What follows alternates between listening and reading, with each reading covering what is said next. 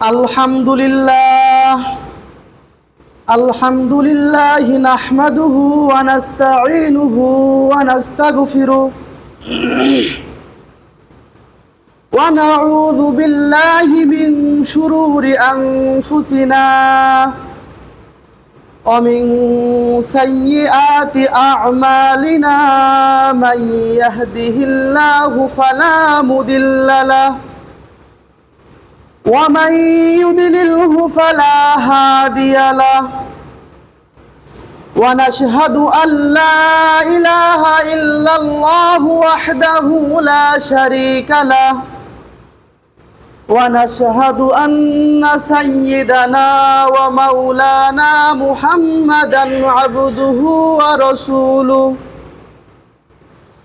أما بعد فأعوذ بالله من الشيطان الرجيم بسم الله الرحمن الرحيم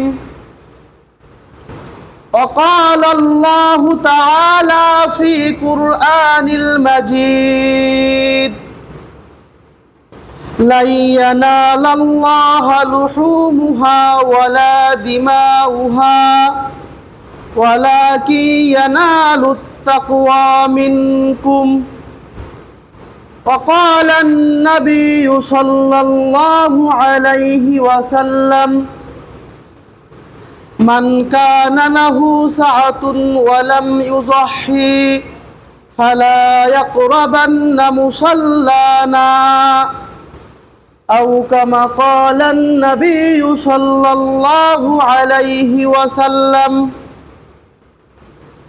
إن الله وملائكته يصلون على النبي يا أيها الذين آمنوا صلوا عليه وسلموا تسليما সকলে দুরূদ ইব্রাহিম পাঠ করি আল্লাহুম্মা সাল্লি আলা মুহাম্মাদিন ওয়া আলা আলি মুহাম্মাদ কামা সাল্লাইতা আলা ইব্রাহিম ওয়া আলা আলি ইব্রাহিম ইন্নাকা হামিদুম মাজিদ اللهم بارك على محمد وعلى آل محمد كما باركت على إبراهيم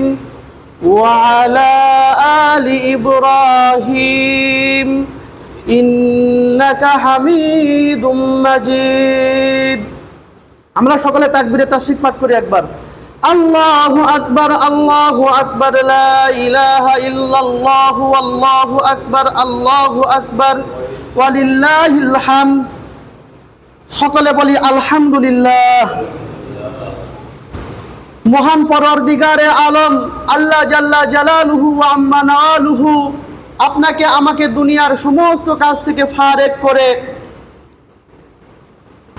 আল্লাহ তাআলার নিকটে সবথেকে প্রিয় জায়গা মসজিদ, সেই মসজিদে এসে নামাজের অপেক্ষায় বসে দিনই কিছু আলোচনা করার এবং শুনবার তৌফিক দিয়েছেন। এজন্য অন্তরের অন্তরস্থল থেকে আরেকবার শুকরিয়া আদায় করি। আমরা সকলে বলি আলহামদুলিল্লাহ। সম্মানিত হাজিরিন, মেরে ভাই, দোস্ত, বুজুর্গ,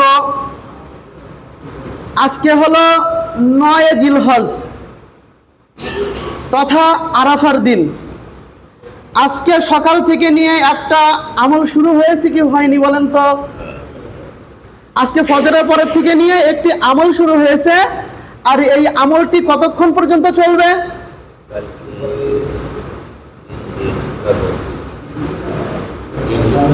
13 জিলহজের আসর নামাজের আগ পর্যন্ত।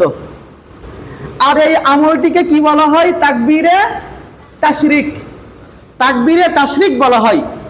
তথা জিলহজ মাসের 9 তারিখের ফজরের নামাজের পরের থেকে নিয়ে 13 জিলহজের আসর নামাজের আগ পর্যন্ত প্রত্যেক ফরজ নামাজের পরে পুরুষদের জন্য উচ্চ স্বরে এই তাকবীরে তাশরিক একবার পাঠ করা ওয়াজিব। তাকবীরে তাশরিকটা কি? আল্লাহু আকবার, আল্লাহু আকবার, লা ইলাহা ইল্লাল্লাহু আল্লাহু আকবার, আল্লাহু আকবার, ওয়ালিল্লাহিল হামদ। তাহলে বোঝা গেল এই তাকবীরে তাশরিকটা পুরুষদের জন্য 5 ওয়াক্ত নামাজের পরে উচ্চ স্বরে বলা ওয়াজিব। আর মহিলারা যারা বাসায় আছে, ঘরের কোনায় নামাজ আদায় করে বা বাসায় নামাজ আদায় করে, তাদের জন্য এই 5 ওয়াক্ত নামাজের পরে তথা জিলহজ মাসের 9 তারিখ থেকে নিয়ে 13ই জিলহজের আসর নামাজের আগ পর্যন্ত তথা 23 ওয়াক্ত নামাজের পরে মহিলাদের জন্য অনুচ্চ স্বরে, পুরুষদের জন্য উচ্চ স্বরে আর মহিলাদের জন্য অনুচ্চ স্বরে অর্থাৎ মনে মনে পড়বে এই তাকবীরে তাশরিকটা, তাদের জন্য পড়াও ওয়াজিব। এই তাকবীরে তাশরিকের উৎপত্তি কোথা থেকে? তার আগে একটা কথা বললেই হয়, এই 9 জিলহজ থেকে এই আরাফার দিন ফজরের নামাজের থেকে নিয়ে 13ই জিলহজের আসর নামাজের আগ পর্যন্ত আল্লাহ তাআলার নিকটে অন্যান্য আমলের থেকেও এই তাকবীরে তাশরিকের আমলটা বেশি প্রিয়, অনেক বেশি প্রিয়। তাহলে এই কথা দ্বারা কি বোঝা যায় যে অন্যান্য যে ইবাদত বন্দেগী আছে এগুলো আল্লাহ তাআলার কাছে অপ্রিয়? এটা বোঝা যায় না। এই কথা দ্বারা বোঝা যায় আল্লাহ তাআলার কাছে যেরকম ভাবে অন্যান্য দিনের মতো যে 5 ওয়াক্ত নামাজ ছিল, অন্যান্য ইবাদত বন্দেগী ছিল, সেগুলো তার রুটিন মতো চলতে থাকবে, সেই অনুযায়ী চলতে থাকবে। কিন্তু তার ভিতরে এই কয়দিনে এই 23 ওয়াক্ত নামাজের পরে তাকবীরে তাশরিকের আমলটা আল্লাহ তাআলার কাছে একটু কি হয় ভাই, বেশি প্রিয় হয়ে যায়। এখন আমাদের জানতে হবে এই তাকবীরে তাশরিকের উৎপত্তি কোথা থেকে আসলো। আমাদের জাতির পিতার নাম কি? ইব্রাহিম খলিলুল্লাহ। এই ইব্রাহিম খলিলুল্লাহ, ইব্রাহিম আলাইহিস সালাতু ওয়াস সালাম আল্লাহ তাআলার কাছে দোয়া করেছিলেন, হে আল্লাহ, আপনি আমাকে একটা সন্তান দান করুন। বৃদ্ধ বয়সে আল্লাহ তাআলা একটি সন্তান দান করেছিল না ভাই? ইসমাইল আলাইহিস সালাতু ওয়াস সালাম। এখন আল্লাহ তাআলার হুকুমে আবার তাকে অনেক দূর থেকে নিয়ে মক্কা নগরীতে রেখে আসলো, মরুভূমির ভিতরে পানি খাওয়ার জন্য ছটফট করতে লাগলো। ওদিকে মা সাফা মারওয়াতে দৌড়াদৌড়ি করতে লাগলো, কোথাও কোনো পানির ব্যবস্থা নাই। ওদিকে ইসমাইল আলাইহিস সালাতু ওয়াস সালামের পায়ের আঘাতে সেখান থেকে আবে জমজম উৎপত্তি কে করে দিলেন, সৃষ্টি কে করে দিলেন ভাই? দুনিয়ার ভিতরে যত পানি আছে সব থেকে সুন্দর এবং সুমিষ্ট পানি কোনটা ভাই? জমজমের পানি। খেয়েছেন আপনারা? অত্যন্ত সুস্বাদু। সম্মানিত হাজিরিন, আমার আলোচনার বিষয়বস্তু ওই দিকে নয়। তো ইব্রাহিম আলাইহিস সালাতু ওয়াস সালামকে আল্লাহ তাআলা স্বপ্নে দেখালেন, হে আমার খলিলুল্লাহ, হে আমার দোস্ত, আপনি আল্লাহ তাআলার রাস্তায় সব থেকে আপনার প্রিয় বস্তুটাকে আপনি কি করুন? কুরবানি করুন। হযরত ইব্রাহিম আলাইহিস সালাতু ওয়াস সালাম আল্লাহ তাআলার রাস্তায় অনেকগুলো উট কি করলেন? কুরবানি করলেন। আবার স্বপ্নে দেখালেন, ইয়া আমার হাবিব, হে আমার খলিলুল্লাহ, হে আমার বন্ধু, আপনি আল্লাহ তাআলার রাস্তায় আপনার সব থেকে কাছের এবং প্রিয় জন্তুটাকে, প্রিয় জিনিসটাকে আপনি কুরবানি করুন। ইব্রাহিম আলাইহিস সালাতু ওয়াস সালাম এই স্বপ্ন দেখে আবার অনেকগুলো পশু আল্লাহ তাআলার রাস্তায় কি করলেন? কুরবানি করলেন। আবার স্বপ্নে দেখালেন। তখন ইব্রাহিম আলাইহিস সালাতু ওয়াস সালামের বুঝতে আর বাকি রইল না যে আমার নিকটে সব থেকে এবং আমার কাছের, আমার প্রিয় জিনিসটা হলো আমার সন্তান ইসমাইল আলাইহিস সালাতু ওয়াস সালাম। আল্লাহ তাআলার হুকুম পেয়ে ইসমাইল আলাইহিস সালাতু ওয়াস সালামকে, আমি ঘটনার দিকে যাব না, আল্লাহ তাআলার হুকুমে হযরত ইসমাইল আলাইহিস সালাতু ওয়াস সালামকে ইব্রাহিম আলাইহিস সালাতু ওয়াস সালাম নিয়ে চলে গেলেন পাহাড়ের একটা জায়গায়, উঁচু একটা জায়গা। হাজী সাহেবরা যখন জিয়ারা করে, তওয়াফ করে, তখন ওই জায়গাটা দেখতে পাই। এখন সেখানে যখন আল্লাহ তাআলার হুকুমে হযরত ইব্রাহিম আলাইহিস সালাতু ওয়াস সালাম ইসমাইল আলাইহিস সালাতু ওয়াস সালামের গর্দান মুবারকে যখন ছুরি চালাবেন, তখন এত বড় একটা জিনিস আল্লাহ তাআলা আসমান এবং জমিন সৃষ্টি করার পরে, চন্দ্র সূর্য সৃষ্টি করার পরে এত বড় একটা ঘটনা কখনো ঘটেনি যে পিতার হাতে সন্তান আজ কি হয়ে যাবে? কুরবানি হয়ে যাবে। ফেরেশতারাও কখনো দেখেননি। আমাদের সাধারণত দিনী মজলিসে, দিনী যদি কখনো হালকা জিকির হয়, দিনী যদি আলোচনা হয়, আর সেই আলোচনা যদি ফেরেশতারা যদি ঘিরে নিয়ে বসে, তাহলে এত বড় একটা ঘটনা, ইব্রাহিম খলিলুল্লাহর ঘটনা দেখার জন্য ফেরেশতারা লাখো লাখো ফেরেশতারা সারিবদ্ধভাবে হয়ে বেষ্টন করে নিয়েছিল।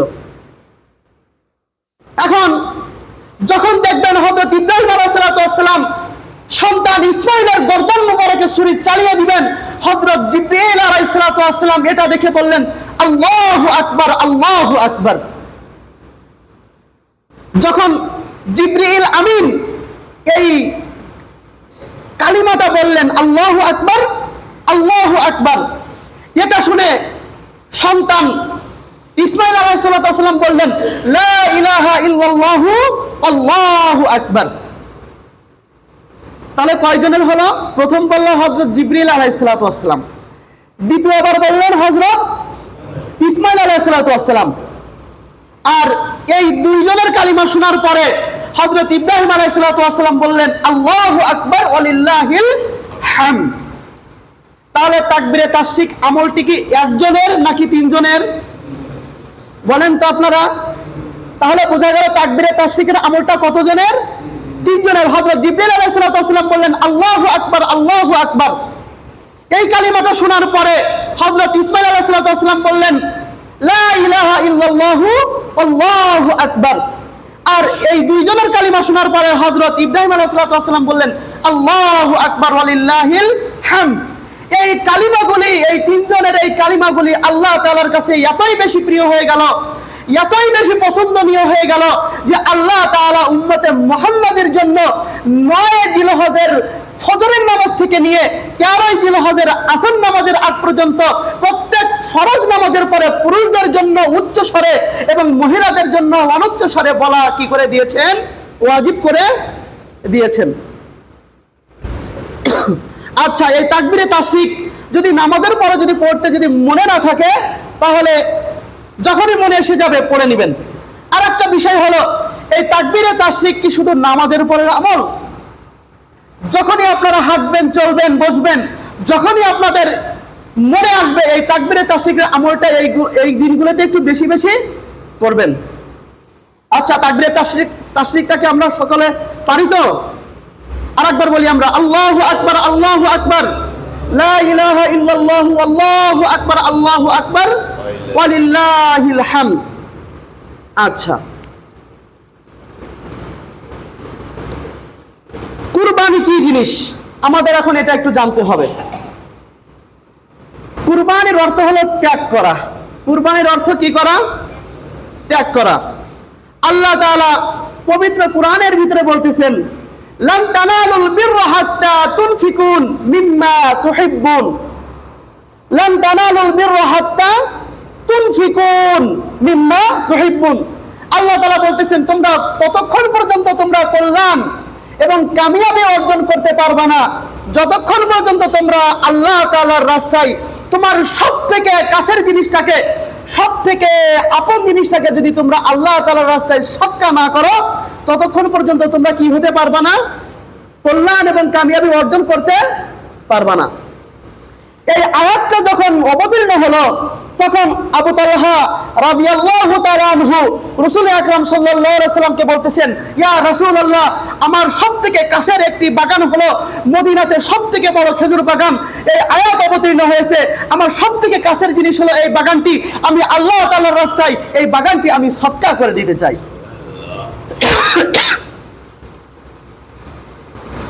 সাহাবাদের আগ্রহ দেখেন কতটুকু। আয়াত অবতীর্ণ হয়েছে, তারা সঙ্গে সঙ্গে আমলে পরিণত করার চেষ্টা করতেছে। হে আল্লাহর রাসূল, মদিনাতে আমার একটা বিশাল বড় একটা খেজুরের বাগান আছে, আমি আল্লাহ তাআলার রাস্তায় ওটা আমি সদকা করে দিতে চাই।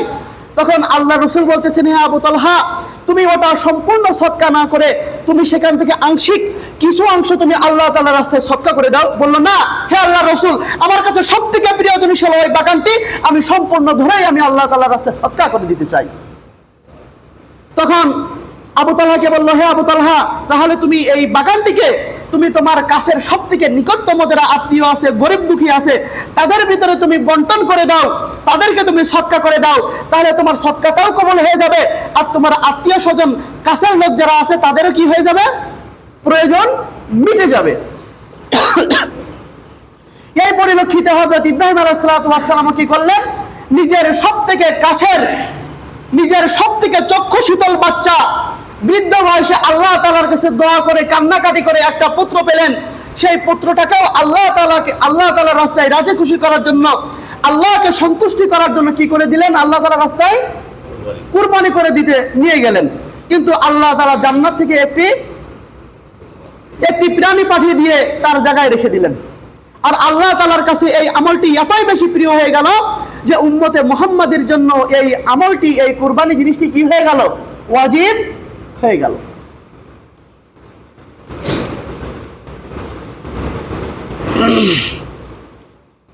এই কুরবানি করার উদ্দেশ্য কি?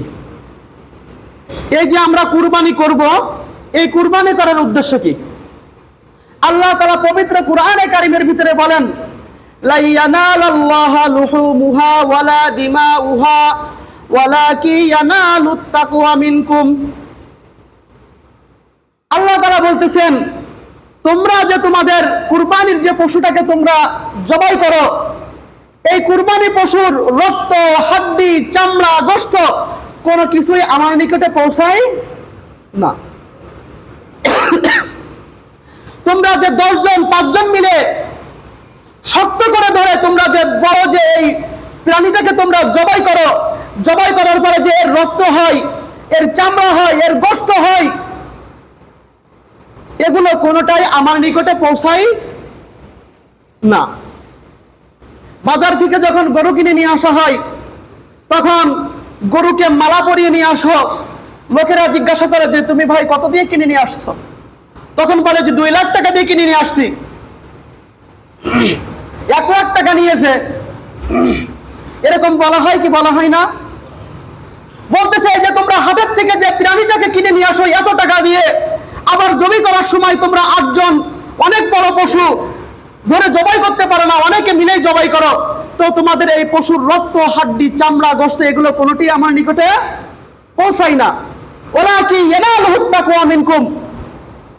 এই যে তোমরা সবগুলো করো, এই যে জবাই করো, হাটের থেকে জানোয়ার কিনে নিয়ে আসো, এগুলো সবই হলো তোমাদের অভিনয়। এইগুলো সবই কি তোমাদের অভিনয়। আর এই অভিনয়টি কার জন্য? লোক দেখানোর জন্য, সম্মান কেনার জন্য, নাকি একমাত্র আল্লাহ তাআলা রাজি খুশি করার জন্য? এই অভিনয়টা যার জন্য হয়, এই অভিনয়টা আমার নিকটে সেটাই পৌঁছাই যায়। সম্মানিত হাজিরিন, মেরে ভাই, দোস্ত, বুজুর্গ, আজকে কুরবানি করা হয় অনেকে লোক দেখানোর জন্য। আমি যদি কুরবানি না করি তাহলে লোকেরা আমাকে খারাপ বলবে, এরকম খারাপ ধারণা করা হয় কি হয় না? এরকম মনে করা হয় কি হয় না? তো যার জন্য নিয়ত করা হবে সেটাই তার জন্য কি হয়ে যাবে? আল্লাহর নিকটে পৌঁছায় যাবে। কুরবানির জন্তু কিনে নিয়ে আসার পরে বলে কত দিয়ে নিয়ে আসছিস? বলে ছাগলটা আমি 10,000 টাকা দিয়ে কিনে নিয়ে আসছি, কিন্তু ছাগলটাতে আমার পলটা হয়নি। ছাগলটাতে আমার কি হয়নি? পলটা হয়নি। আমার টাকার সাথে ঘষে কি হয়নি? পলটাই হয়নি। তাহলে বুঝতে হবে ইখলাসে কি আছে। তাহলে বুঝতে হবে ইখলাস কি ছিল? গোশত খাওয়া। কিন্তু ইখলাস যদি থাকে, আমি যত টাকাই নিয়ে আসি না কেন, এটা একমাত্র আল্লাহ তাআলার রাজি খুশি এবং সন্তুষ্টির জন্যই আমি নিয়ে আসছি, এটাই আল্লাহ তাআলার নিকটে পৌঁছায় যাবে। কুরবানি করার কিছু পদ্ধতি আছে। আমি বিগত জুমায় আপনাদের সামনে আলোচনা করেছিলাম যে 3 প্রকারের পশু দিয়ে কুরবানি করা যায়। 1 নম্বরে বলেছিলাম উট দিয়ে কুরবানি করা যায়, 2 নম্বরে বলেছিলাম গরু, আর 3 নম্বরে বলেছিলাম ছাগল। উটের ভিতরে কি অন্য কোনো প্রাণী আছে? উটের ভিতরে কি অন্য কোনো প্রাণী আছে? না, উটের ভিতরে অন্য কোনো প্রাণী নাই। গরুর ভিতরে কি আছে? গরুর ভিতরে আছে। গরুর ভিতরে মহিষ আছে, আর কি আছে? কাটারাস। ইন্ডিয়াতে কাটারাস। আর ছাগলের ভিতরে কয় পদের আছে? দুম্বা আর কি ভেড়া। প্রত্যেকটা প্রাণীর বয়স মনে আছে? উটের জন্য কত বছর? 5 বছর। গরু, মহিষ, কাটারার জন্য কত বছর? 2 বছর। ছাগল, ভেড়া, দুম্বার জন্য কত বছর? 1 বছর। কিন্তু ভেড়া আর দুম্বা যদি 6 মাসের হয় আর তাদের দেখার ভিতরে যদি 1 বছর বাচ্চার মতো মনে হয়, তাহলে সেটা দিয়েও কুরবানি করা যাবে। এখন এই কুরবানি করার সময় আমাদের এলাকাতে বা অন্যান্য এলাকাতে কিছু প্রচলন দেখা যায়। 7 শরীকে মিলে যখন একটা বড় গরু কিনে নিয়ে আসে, তখন কুরবানির দিন সকালে একটা খাতাতে তাদের নাম লেখা হয়, যে 1 নম্বরে লেখা আব্দুল্লাহর নাম, আব্দুল্লাহর পিতা আব্দুল গফুর। 2 নম্বরে হলো অমুক, তার পিতার নাম অমুক। এইভাবে খাতাতে 7 জনের কি লেখা হয়? নাম লেখা হয়। আর যে ব্যক্তি কুরবানি করে ওই ব্যক্তি এসে প্রথমে খাতাটা বের করে, এই 7 জনের নাম দেখার পরে কুরবানি করে। আবার 6 শরীকে মিলে একটা বড় কুরবানি পশু কিনে আনলো, আর এক ভাগ যে থেকে গেল, শুরুতে নাম দেওয়া হয় মুহাম্মদ সাল্লাল্লাহু আলাইহি সাল্লাম, পিতার নাম কি? আব্দুল্লাহ। পিতার নাম কি? আব্দুল্লাহ। মুহাম্মদ সাল্লাল্লাহু আলাইহি সাল্লামকে চিনাই দেওয়ার জন্য কি তার পিতার নামের কি কোনো প্রয়োজন আছে? যে মুহাম্মদ সাল্লাল্লাহু আলাইহি সাল্লাম রাহমাতাল লিল আলামিন, তাকে চিনানোর জন্য কি অন্য কোনো প্রতীক বা চিহ্ন ব্যবহার করার কি কোনো প্রয়োজন আছে? তো এই জিনিসটা অনেক এলাকাতে প্রচলন আছে, যে জবে করার আগ মুহূর্তে এই 7 শরীকের নামকে লেখা হয়, অথবা 6 শরীকের নামকে তার পিতার নাম সহ লিপিবদ্ধ করা হয়, আর 1 নম্বরে মুহাম্মদ সাল্লাল্লাহু আলাইহি সাল্লামের নাম দিয়ে তার পিতার নাম দেওয়া হয় আব্দুল্লাহ। এটা একেবারে অহেতুক। এটা একেবারেই কি অহেতুক। যখনই আপনারা 7 শরীক মিলে যে নিয়তে আপনি কুরবানির পশুটাকে আপনি খরিদ করেছেন, তখনই আল্লাহ তাআলার নিকটে আপনার এই কুরবানিটা পৌঁছাই গেছে। সুবহানাল্লাহ কি ভাষায় যে বলবেন? আপনারা কি মাসলাটা বুঝতে পেরেছেন? ওই কুরবানি করার সময় হুজুরদের আবার বলার প্রয়োজন নাই, হুজুর এই 7 জন আমাদের 7 জনের নাম, এটা বলার কোনো প্রয়োজন নাই। আচ্ছা, 2 নম্বর হলো নিজের যে কুরবানির পশুটা, এই পশুটা নিজেই জবি করা উত্তম। যদি আপনি সুন্দরভাবে জবি করতে পারেন, ভালো পারদর্শী হতে পারেন, তাহলে আপনার নিজের পশুটা নিজে কুরবানি করা কি উত্তম। নিজে যদি জবাই করতে না পারেন, তাহলে আমাদের এলাকাতে যারা ভালো হুজুর আছে, ছাত্ররা আছে যারা জবি করতে পারে, এদের দিয়ে সুন্দরভাবে কি করে নেবেন? জবাই করে নেবেন। আচ্ছা, আরেকটি মাসলা হলো কুরবানি করার পরে কুরবানি পশুর জান চলে যাওয়ার পূর্বেই রগ, চামড়া ইত্যাদি ছিলা যাবে কি যাবে না? এখন আপনারা যে 7 জন মিলে বা একজনে মিলে যে কুরবানির পশুটা খরিদ করেছেন, আপনার বাসায় শিলা কোটার মতন কোনো লোক নাই, তাহলে বাধ্য হয় একজন কসাইকে টাকা দিয়ে ডেকে আনতে হয়। তো কসাই কি করে? কুরবানির দিন যদি একটার জায়গায় যদি 2টা গরু ছিলতে পারে, 2টার জায়গায় যদি 3টা গরু ছিলতে পারে, তাহলে টাকা বেশি পায় কি পায় না? বেশি পাই। আর একজনকে বলে আসে যে আমি 8টার সময় ওখানে যাব, 10:30টার সময় তোর এখানে বা 11টার সময় তোর এখানে এসে পৌঁছাবো, তোর টেনশন করার কোনো কি নাই, দরকার নাই। তাহলে প্রথমে যার গরু কুরবানি করার জন্য গিয়েছিল, কুরবানি করার যখন হুজুর কুরবানি করে দিয়ে চলে গেল, তখন এই পশুর জানটা কি সঙ্গে সঙ্গে চলে যায় নাকি কিছুক্ষণ বাকি থাকে? ভাই, কিছুক্ষণ বাকি থাকে জানটা চলে যাওয়ার জন্য। এখন এদিকে কষাই যদি দেরি করে, ওদিকে দেরি হয়ে যায়, এজন্য কষাই আগে থেকে রগ কাটা কি করে দেয়? শুরু করে দেয়। অথবা কষাই না হয় আপনাদের ভিতরে যে 7 শরীক আছে বা 3 শরীক আছে বা 2 শরীক আছে, 7 সংখ্যার নিচে যে কোনো সংখ্যাই কি হতে পারে? শরীক হতে পারে। এই তাদের মধ্যে কোনো একজন যে ওই পায়ের রগ কাটা শুরু করে দিয়েছে, চামড়া ছিলা শুরু করে দিয়েছে, এটা কখনো করা যাবে না। যতক্ষণ পর্যন্ত কুরবানি জানোয়ারের, কুরবানির ওই পশুর জান পরিপূর্ণভাবে না চলে যাবে, ততক্ষণ পর্যন্ত কি করতে হবে? অপেক্ষা করতে হবে। আপনারা কি বুঝতে পেরেছেন? আচ্ছা, আর একটা মাসলা হলো কুরবানির চাঁদ উঠার পরে কুরবানির পশুটা জবাই করার আগ পর্যন্ত আমাদের এলাকায় এই কথাটা খুব প্রচলন আছে যে হুজুর, বাসায় কোনো ছাগল বা হাঁস মুরগি জবাই করে আমরা খেতে পারবো কি পারবো না? এটার প্রচলন আছে না? এই কুরবানির চাঁদ দেখা গেছে, খবরদার, বাজার থেকে কোনো মুরগি এনে বা বাসায় কোনো মেহমান আসলে কোনো প্রাণীকে কি করা যাবে না? জবাই করা যাবে না। এটা কিন্তু ভুল। এটা কি বলেন তো? ভুল। চাঁদ ওঠার পরেও এই কুরবানি করার আগ পর্যন্ত আপনি অন্যান্য দিনের মতো আপনি এই অন্যান্য জন্তু জবাই করে কি করতে পারবেন? খেতে পারবেন। বুঝতে পেরেছেন?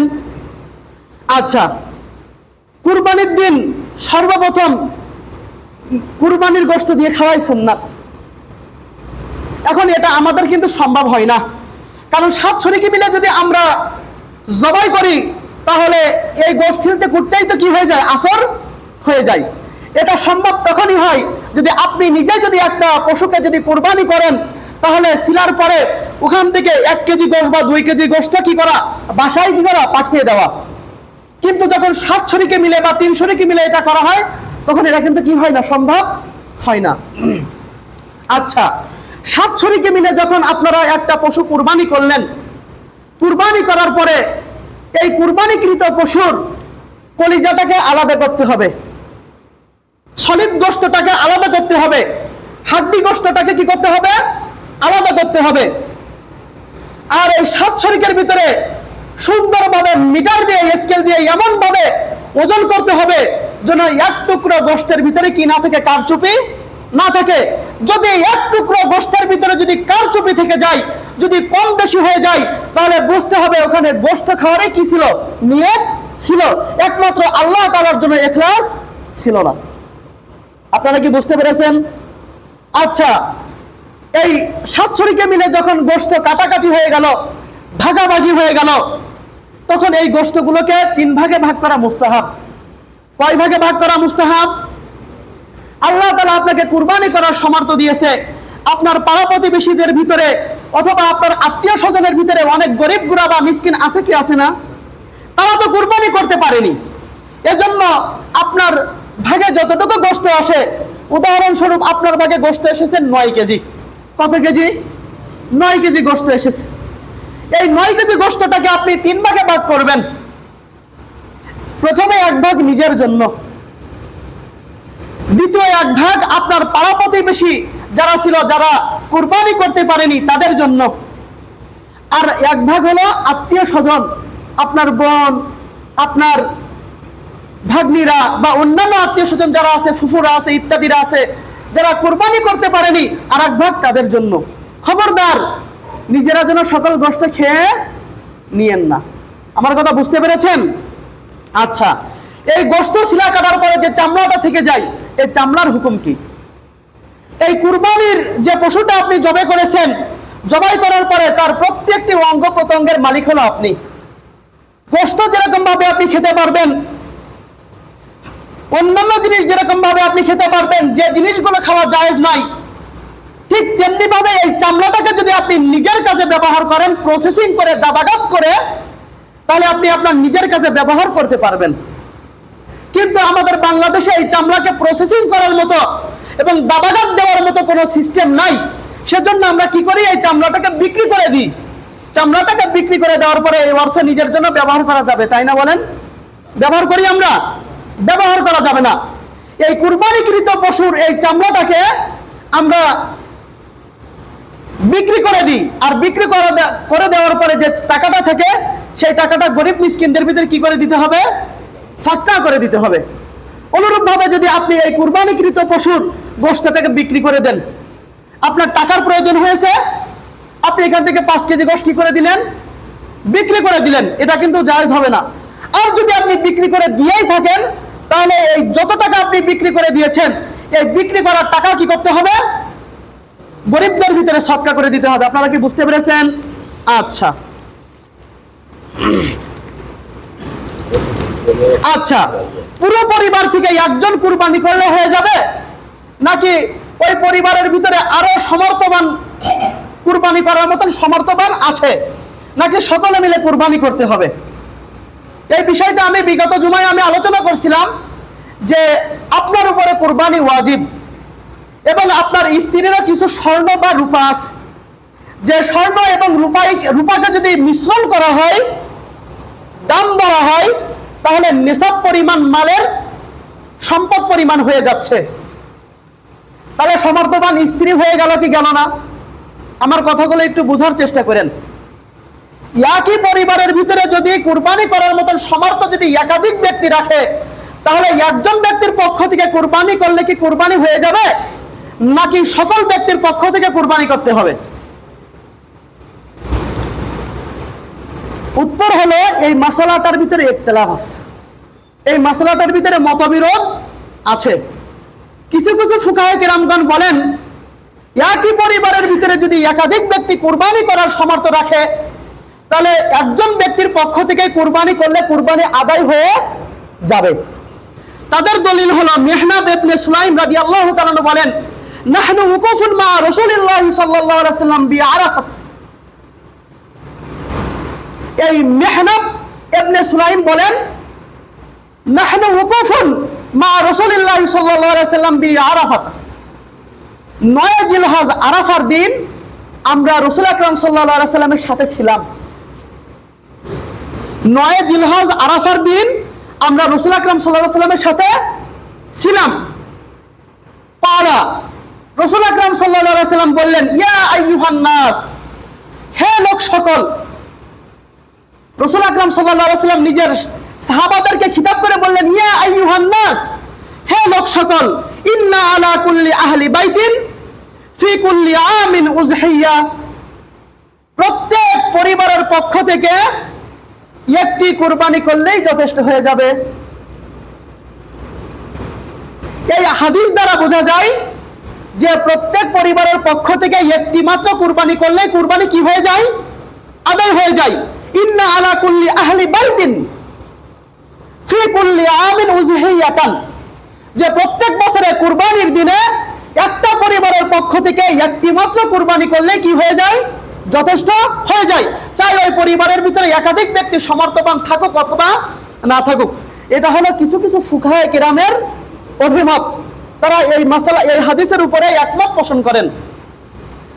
2 নম্বর হলো ইমাম আবু হানিফা সহ আমরা কোন ইমামের অনুসারী বলেন তো? ইমাম আবু হানিফার মাযহাব অনুযায়ী আমরা চলি। এই ইমাম আবু হানিফা রাহমাতুল্লাহর নিকটে এবং অন্যান্য কিছু কিছু ফুকাহে কেরামগণ বলেন যে একই পরিবারে যদি একাধিক ব্যক্তি যদি কুরবানি করার সামর্থ্য রাখে তাহলে আলাদা আলাদাভাবে প্রত্যেকজনের পক্ষ থেকে আলাদাভাবে কুরবানি করতে হবে।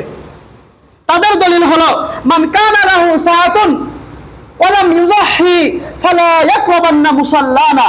মান কানা লাহু সাআতুন, তোমাদের মধ্য থেকে যাদের সামর্থ্য আছে, তোমাদের মধ্য থেকে যাদের সামর্থ্য আছে, মান ইন জেনারেল প্রত্যেকজনের জন্য বলেছেন মান কানা লাহু সাআতুন, তোমাদের মধ্য থেকে যাদের সামর্থ্য আছে, ওয়ালাম ইউযাহি, কিন্তু ওই ব্যক্তি কুরবানি করলো না, ফালা ইয়াকরাবান্না মুসাল্লানা, খবরদার খবরদার তুমি যেন আমার ঈদগাহে উপস্থিত হয়ো না।